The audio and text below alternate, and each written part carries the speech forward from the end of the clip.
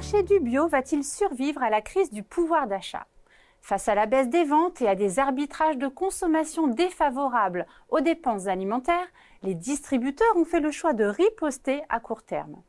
GSA et magasins spécialisés remanient leurs offres et leur merchandising tout en élaborant des dispositifs anti-inflation. Certains vont même jusqu'à fermer des points de vente, d'après la dernière étude Xerfi Precepta sur ce marché.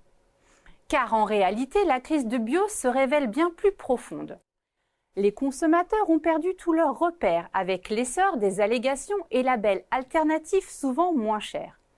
Pour les acteurs de la distribution et surtout les enseignes spécialisées, une refonte globale de leur stratégie s'impose sur tous les plans.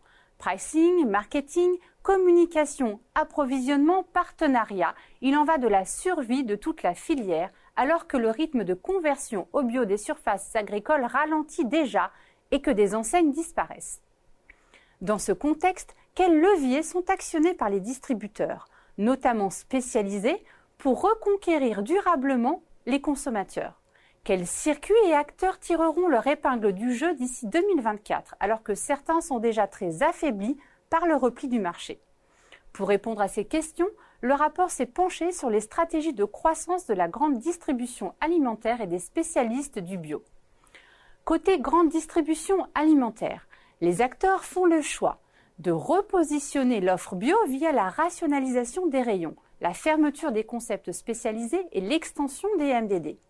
Ils s'engagent aussi autour du bio augmenté avec notamment l'étiquette Planet Score déployée chez Monoprix. La grande distribution cherche aussi à sécuriser ses approvisionnements bio, à l'exemple des contrats tripartites de Carrefour. De leur côté, les enseignes et groupements spécialisés dans le bio développent une offre plus accessible en matière de prix, avec par exemple l'opération anti-inflation engagée chez le comptoir de la bio ou le lancement de l'abonnement chez Naturalia. En parallèle, ils étendent ou restructurent leur parc de magasins ou leurs sites marchands en ligne.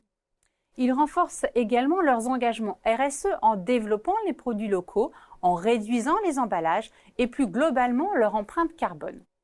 Enfin, ils multiplient les efforts de communication pour promouvoir le bio, avec notamment la première campagne institutionnelle de la filière lancée courant 2022.